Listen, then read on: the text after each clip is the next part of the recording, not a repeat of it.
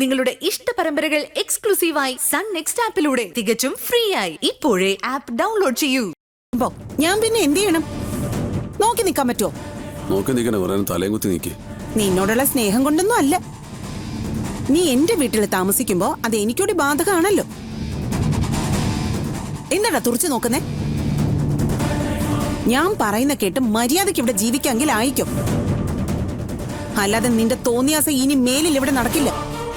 കേറിപ്പോ, പോടാ.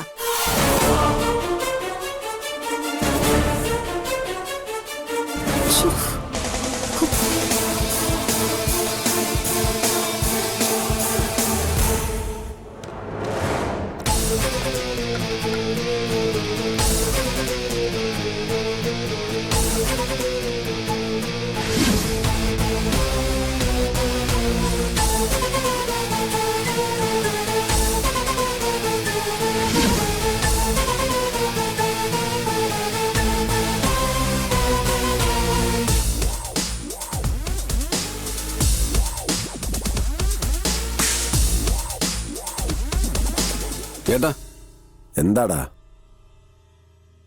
ഇവിടെ നടക്കുന്നൊക്കെ ഏട്ടൻ കാണുന്നുണ്ടോ? കാണാതിരിക്കാൻ എന്റെ കണ്ണിൽ എന്താ ഗുരുവുണ്ടോ? പിന്നെന്താ ഏട്ടനൊന്നും പ്രതികരിക്കാത്തത്? എടാ, ഇത് തന്നെയല്ലേ കുറച്ച് ദിവസമായിട്ട് നീ ചോദിച്ചുകൊണ്ടിരിക്കുന്നത്? ആ അതെ, ചോദിച്ചുകൊണ്ടിരിക്കുന്നത്. പക്ഷെ ഞാൻ ചോദിക്കുന്നതല്ല, ഏട്ടൻ മറുപടി ഒന്നും പറയുന്നില്ലല്ലോ.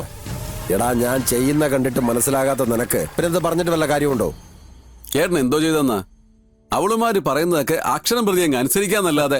എന്തനുസരിച്ചെന്ന്? ആരനുസരിച്ചെന്ന്? എടാ, ഇതൊക്കെ എന്റെ ഒരു അഭിനയമല്ലേ? എന്തോന്ന്? എനിക്ക് തോന്നുന്നില്ല. ആ, നിന്റെ തോന്നലുകൾക്കനുസരിച്ചല്ലോ ഞാൻ ജീവിക്കുന്നത്.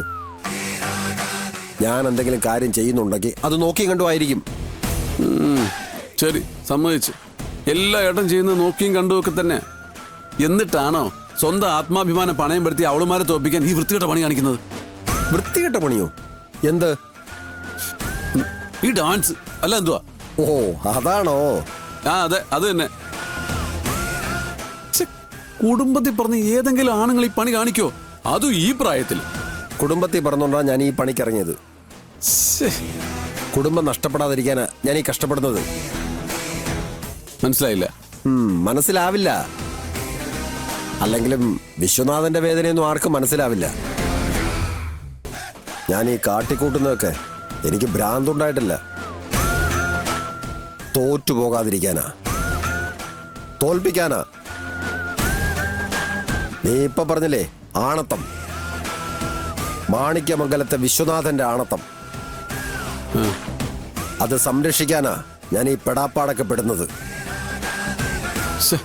എന്താണെന്ന് വെച്ചാൽ ഒന്ന് തെളിച്ച് പറയണ്ടേ ഏട്ടാ.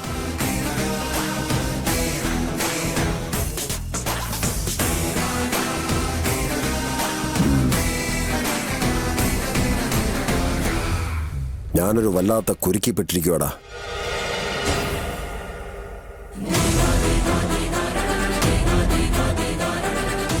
എന്ത് കുരുക്ക്?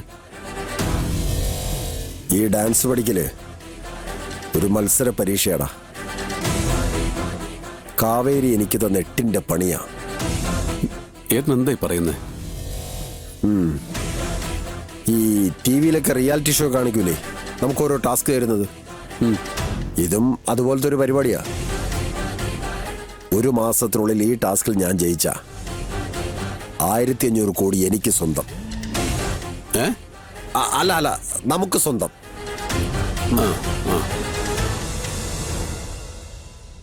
കലാതിലകം നാട്യശ്രീ കാവേരി പരമേശ്വരൻ മാണിക്യമംഗലത്തെ അരസികനായ വിശ്വനാഥനെ വെല്ലുവിളിക്കുക. നാട്യശാസ്ത്രത്തിലെ ഏതെങ്കിലും ഒരു അടവ് തെറ്റുകൂടാതെ കാണിക്കാൻ പറ്റിയ മാണിക്യമംഗലത്തെ മുഴുവൻ സ്വത്തും ഞാൻ നിങ്ങളുടെ പേരിൽ എഴുതി തരും.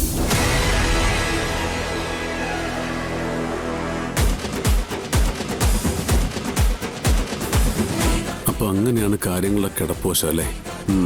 അതേടാ, എല്ലാം കൈവിട്ടു പോയിരിക്കുക. ഒരു വാശിക്ക് കയറി ഞാൻ പന്തയത്തിന് സമ്മതിക്കുമ്പോൾ ഈ ഡാൻസ് എന്ന് പറഞ്ഞ പുല്ല് ഇത്രയും കുഴപ്പം പിടിച്ച പരിപാടിയാണെന്ന് എനിക്കറിയില്ലായിരുന്നു. എടാ, നമ്മൾ ഈ സിനിമയിലൊക്കെ കാണുമ്പോഴേ ഭയങ്കര ഈസിയാണെന്നല്ലേ തോന്നുന്നത്. ചുമ്മാ പാട്ടിന്റെ താളം ഒപ്പിച്ച് കൈയും കാലും തിരിക്കുന്ന പരിപാടി. പക്ഷേ ഇതങ്ങനെ അല്ലടാ, ഭയങ്കര റിസ്കാ. അടവും ചുവടും മുദ്രയൊക്കെ ഉണ്ട്. നമ്മൾ വിചാരിക്കുന്ന പോലെ അത്ര പെട്ടെന്നൊന്നും പഠിച്ചെടുക്കാൻ പറ്റൂല. എടാ മോനെ, ഈ ഊരാക്കുടുക്കിന്ന് നീ എങ്ങനെയെങ്കിലും എന്നെ ഒന്ന് രക്ഷിക്കണം. അഭിമാനം നഷ്ടപ്പെട്ട പിന്നെ ജീവിച്ചിരുന്നതിന്റെ വല്ല കാര്യമുണ്ടോടാ?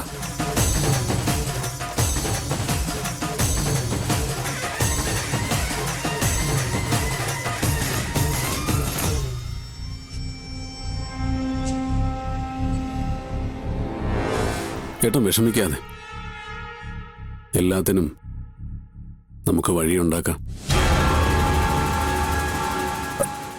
അച്ഛാ മോനെ, ഞാനല്ലേ പറയുന്നത്, ഏട്ടനെ ഞാൻ ഡാൻസ് പഠിപ്പിക്കും. അതിന് നിനക്ക് ഡാൻസ് അറിയൂ? മനുഷ്യൻ ഇങ്ങനെ വിവരമില്ലാതെ വന്ന എനിക്കറിയില്ല. പക്ഷേ അതറിയാവുന്നവരെ എനിക്കറിയാം. അതാരോടാ? അതൊക്കെ ഉണ്ട്. ടൗൺ ഹാളിൽ അവളുമാരുടെ പരിപാടി നടക്കുന്നതിന് ഒരു ദിവസം മുൻപെങ്കിലും ഏട്ടന്റെ അരങ്ങേറ്റം ഞാൻ നടത്തിയിരിക്കും. അതും അതേ സ്ഥലത്ത് വെച്ച് അതിലും ഗംഭീരമായിട്ട്. എടാ എടാ അതിന് ഡാൻസ് പഠിക്കണ്ടേ?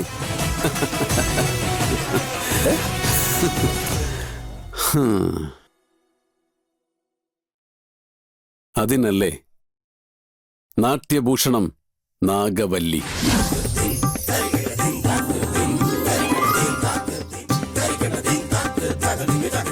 ആര്? നാട്യഭൂഷണം നാഗവല്ലി.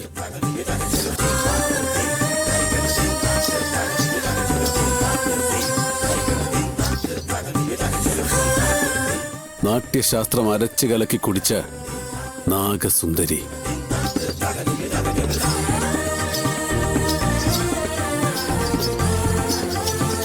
അംഗോപാംഗ പുഷ്പങ്ങൾ നിറയെ ഏട്ടൻ ഈ പറഞ്ഞ അടവും ചുവടും മുദ്രയും അടങ്ങിയിരിക്കുന്ന അസാമാന്യ നർത്തകി.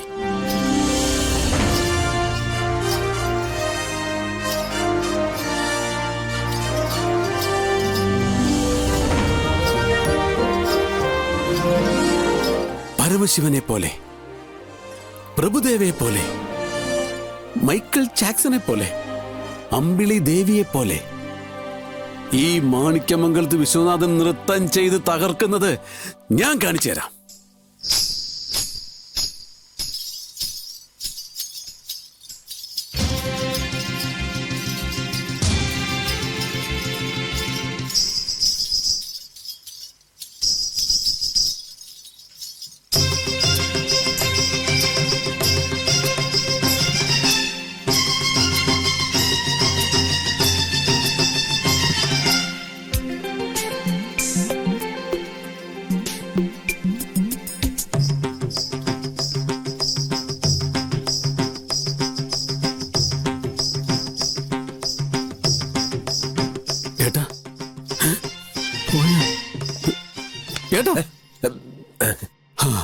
എന്താട്ടാ? ഒന്നുമില്ലടാ. ആ, നീ എന്താ അവരുടെ പേര് പറഞ്ഞത്? ആരുടെ? ആ നൃത്തക്കാരിയുടെ. ആ, അത് നാട്യഭൂഷണം നാഗവല്ലി.